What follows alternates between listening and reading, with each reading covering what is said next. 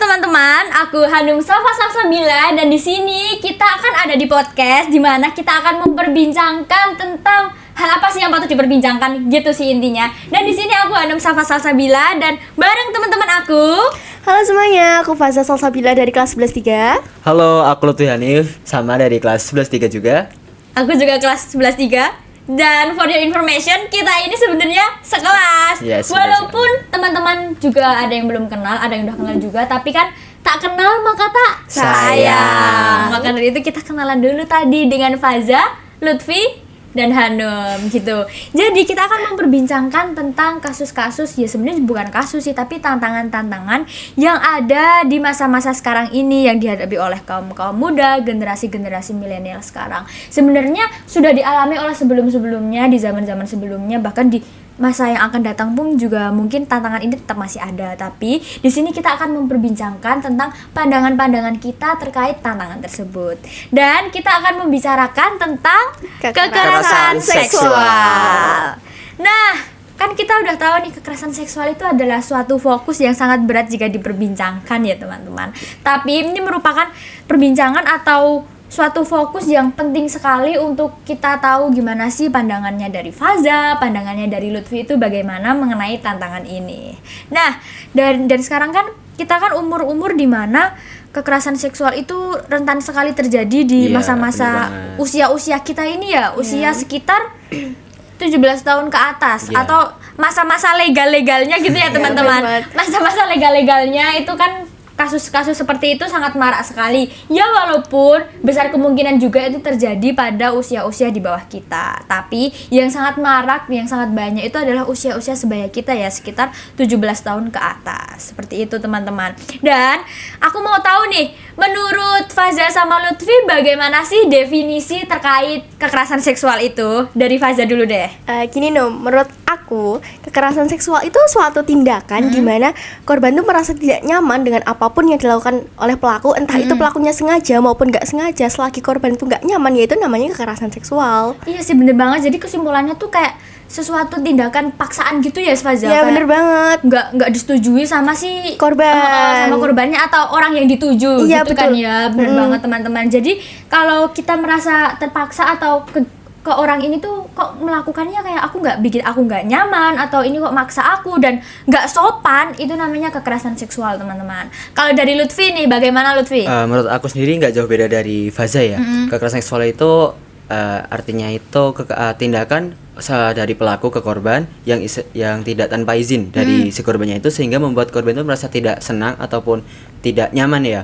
Sehingga itu mengakibatkan pada tindakan-tindakan yang negatif gitu. Yang negatif atau menyimpang gitu ya teman-teman. Nah dari sini kan kita tahu juga nih, aku juga setuju sama pendapat mereka karena ya memang benar kekerasan seksual atau pelecehan seksual itu adalah suatu tindakan yang bikin kita nggak nyaman, terus tanpa izin, paksaan, dan nggak sopan, bener-bener nggak sopan gitu. Dan juga nih kan kita hari ini ada di podcast dimana perbincangan kita sangat berat, jadi kita juga tahu bahwa kasus-kasus ini tuh banyak sekali dialami oleh kaum perempuan. Walaupun ada kemungkinan juga bahwa yang laki-laki juga terkena. Kalau kita memposisikan diri nih sebagai korban, gimana sih yang dirasakan? Kan yang paling banyak ini akan adalah korbannya perempuan nih. Kalau dari Faza gimana nih rasanya gitu? Wah, aku udah gak bisa bayangin lagi kalau misal aku jadi korban tuh bakal gimana. Soalnya nanti aku pasti bakalan down banget, pasti bakal terpuruk banget. Aku pasti bakal mikir kalau aku ini kotor, aku ini udah gak pantas buat siapapun. Jadi mentalku pasti bakal down banget. Bener banget.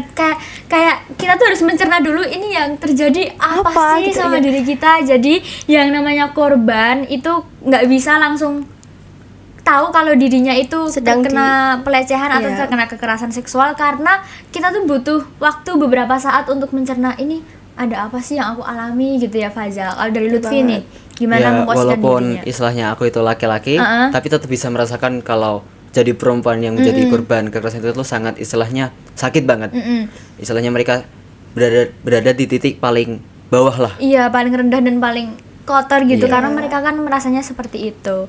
Dan juga nih teman-teman, kan kita juga tahu bahwa orang-orang tuh pasti nganggap kalau orang yang terkena pelecehan seksual itu pasti bilang pakaianmu gimana, kamu terkena gitu gimana, langsung main hakim sendiri, bilang bahwa itu pakaianmu harus diperhatikan dulu, kok bisa terkena pelecehan seksual tuh nggak mungkin kalau pakaianmu nggak sopan dan gitu. Gimana nih tanggapan kalian terkait itu, terkait pakaian yang dipakai oleh korban pelecehan seksual? Apakah itu berpengaruh atau tidak?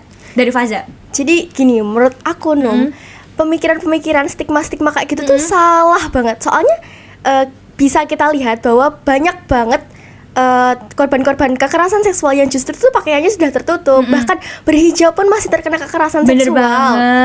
Bener banget, karena kan yang namanya kekerasan seksual itu adalah 100% salahnya pelaku. Mau kita pakai pakaian yang seperti apa, yang vulgar, mau yang tertutup sekalipun, itu tuh nggak menutup kemungkinan bahwa pelaku itu tuh melakukan kekerasan seksual. Bahkan ada kasus juga lagi sholat juga ya Faza. Iya, lagi sholat juga. Lagi sholat tuh juga kena kekerasan. Kurang tertutup bagaimana, itu lagi sholat loh teman-teman. Dan juga itu tuh kayak suatu faktor yang kecil banget enggak sih? Iya, kecil banget. Faktor yang pengaruhnya cuma kecil pakaian itu teman-teman. Walaupun memang menjadi faktor yang bisa menyebabkan pelecehan seksual, tapi nggak besar ya, karena yang tertutup pun juga masih bisa terkena pelecehan seksual teman-teman. Nah itu adalah 100% salah korban dan pelaku. Kesalahan. Oh ya, salah pelaku maksudnya. Salah pelaku. Lagi nggak fokus ya. Iya, astaga maafin teman-teman. Salah pelaku karena itu adalah pola pikir si pelaku itu sendiri. Kalau dari Lutfi gimana menyikapi itu? Ya mungkin nggak jauh beda. Kemungkinan yang tadi kan saat sholat ya, saat sholat kan kemungkinannya sangat kecil banget loh. Iya bener banget sih. Tatut masih ada kekerasan seksual. Iya. Walaupun beribadah padahal. Yang vulgar-vulgar sendiri tuh malah istilahnya jarang banget. Iya malah jarang. Tetapi yang udah tertutup, udah berhijab itu malah tetap jadi korban. Bener banget sih. Dan juga untuk teman-teman kita yang ada di luar sana, kalau yang sedang merasa ada di situasi ini atau situasi di mana pernah mengalami tindakan-tindakan kekerasan seksual atau pelecehan seksual, kita kan tahu bahwa perasaan mereka pasti nggak langsung tahu bahwa oh aku terkena pelecehan seksual, aku kena kekerasan seksual, karena mereka tuh butuh waktu untuk mencerna. Kadang mereka itu ngeblank dulu ya guys, kayak ngeblank dulu setelah melakukan setelah terkena itu pasti kan merasa ngeblank dulu kayak ini aku kenapa ya, dan setelah beberapa waktu baru mereka tuh menyadari bahwa oh diriku ini ternyata sudah kotor, sudah dilecehkan seperti itu. Dan kekerasan seksual tuh perlu kalian ketahui bahwa kekerasan seksual itu adalah luka yang tidak pernah mengering. Bener banget. Walaupun sudah move on, tapi luka itu tetap masih ada dan tidak pernah mengering karena sesuatu tindakan yang bikin kita trauma gitu ya, suatu kekerasan seksual. Dan kasusnya tuh banyak-banyak di perempuan. Bagaimana Lutfi, kenapa kok bisa perempuan? Kalau dari aku sendiri itu biasanya itu dari stigma atau pandangan orang itu menganggap bahwa perempuan itu lemah daripada laki-laki. Walau kalau memang kodratnya itu perempuan itu memang dipimpin sama laki-laki ya, tapi kan tidak seharusnya bahwa perempuan itu dicap sebagai yang lemah. Woman independent ya biasanya. Iya bener banget. Jadi itu kalau menurutku bahwa sering perempuan jadikan korban itu memang karena ada stigma itu tadi, tapi itu salah banget. Ya itu salah banget karena ya perempuan itu kan memang sama Tuhan dikasih oleh hati yang lembut, kelembutan hati. Jadi ya karena mau menolak juga susah, mau gimana juga susah. Dan kalian juga perlu tahu bahwa rata-rata kasus atau korban pelecehan seksual itu kan perempuan, dan orang-orangnya itu adalah rata-rata orang yang pendiam. Kenapa itu kok bisa yang pendiam daripada orang yang brutal, kok bisa seperti itu? Bagaimana nih menurut Faza? Jadi gini Num, justru yang terkena kekerasan pelecehan tuh, kekerasan seksual itu malah perempuan yang pendiam. Loh, kenapa itu kok bisa yang pendiam? Ya karena mereka tuh ketika dilecehkan, ketika terkena kekerasan seksual, mereka tuh seketika diam dan gak punya kekuatan untuk menolak, gak punya kekuatan untuk memberontak gitu. Jadi mereka lebih ke tidak ada keberanian buat menolak itu. Iya sih, karena kan memang sudah dasarnya pendiam dan juga mau ngomong pun pasti mereka kan nggak punya keberanian lebih gitu. Takut juga untuk melapor juga ya. Iya benar, takut banget buat melapor, dan memang suatu keberanian untuk speak up itu kan susah ya kalau untuk teman-teman yang seperti itu. Memang kasusnya tuh banyak-banyak yang seperti itu, seperti orang yang pendiam, nggak berani ngomong, dan ngomongnya tuh setelah dibujuk atau setelah kejadian gitu. Karena memang ya ngerasa mau speak up, kalau udah speak up baru kita tahu. Karena kan kita nggak selamanya tahu sendiri ini terkena atau enggak, kecuali korban speak up langsung.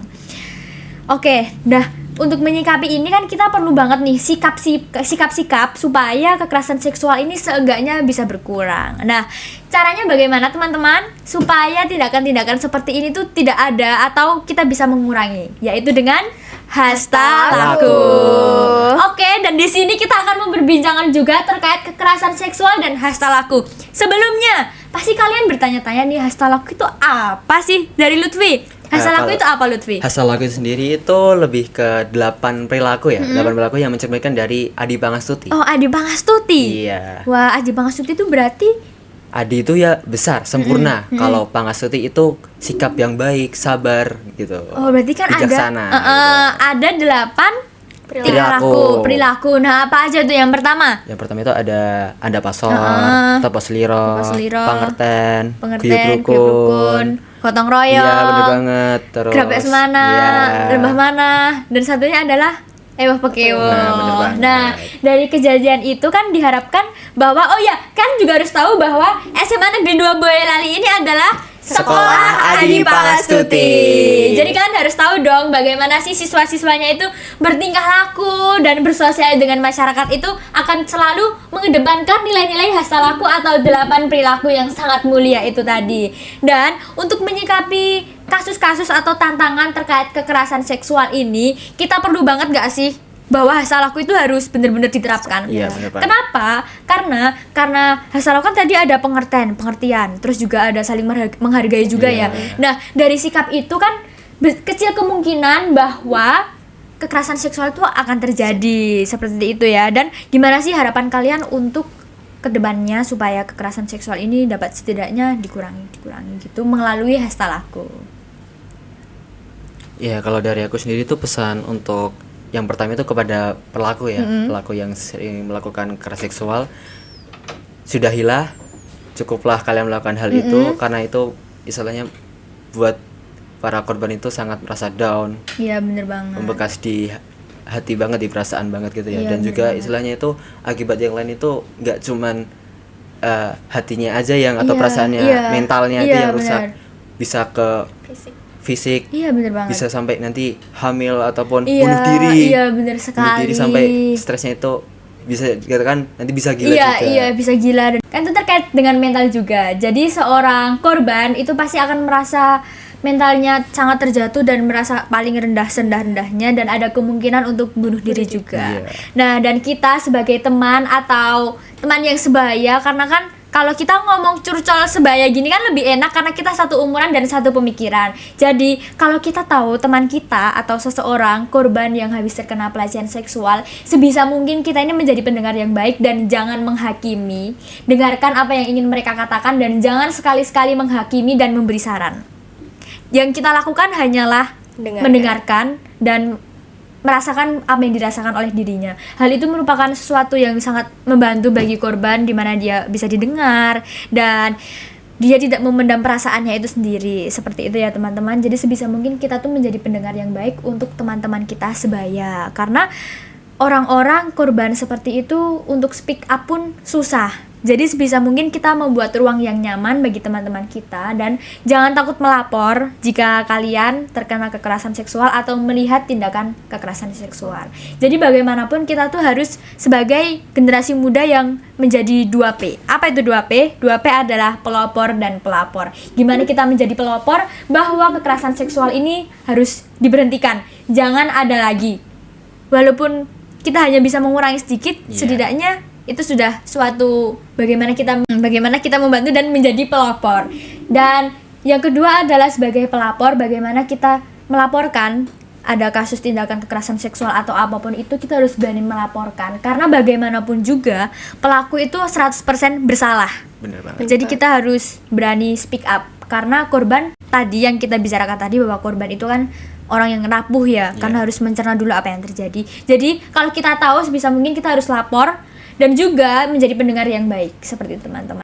Nah, kan kita udah berbincang banyak banget nih terkait kekerasan seksual yang fokusnya sangat berat dan juga hasta laku yang notabene adalah di SMA Negeri 2 Boyolali ini atau Sekolah Adi Pangastuti yang digagas langsung oleh Solo Bersimfoni. Dan di Boyolali ini hanya SMA Negeri 2 Boyolali yang sudah. Nantinya juga akan menyebar, namun untuk saat ini masih SMA Negeri 2 Boyolali yang ada di Boyolali Kota.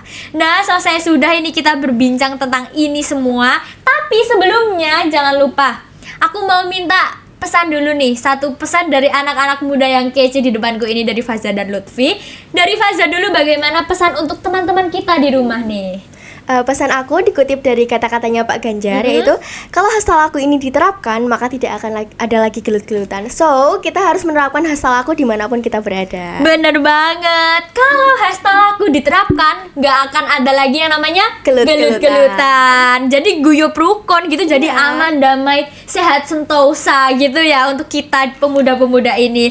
Kalau dari Lutfi gimana nih pesannya untuk teman-teman nih di rumah? Ya tadi udah pesan untuk para pelaku. Nah ini aku ada pesan buat para korban. Aduh. Jangan dipendam sendiri, support orang lain itu penting untuk kita bangkit lagi. Wah, bagus banget. Jadi, ayo teman-teman, kita tuh harus saling mensupport satu sama lain karena dengan itu akan membangkitkan energi kita, energi positif tuh akan tersalur dengan semangat-semangat itu.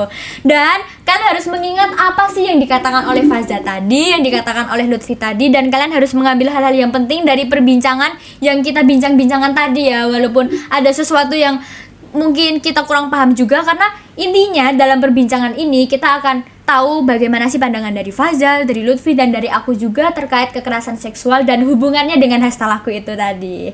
Oke, ambil baik-baiknya aja dan jangan lupakan pesan-pesan dari mereka. Terima kasih teman-teman. See you. Dah.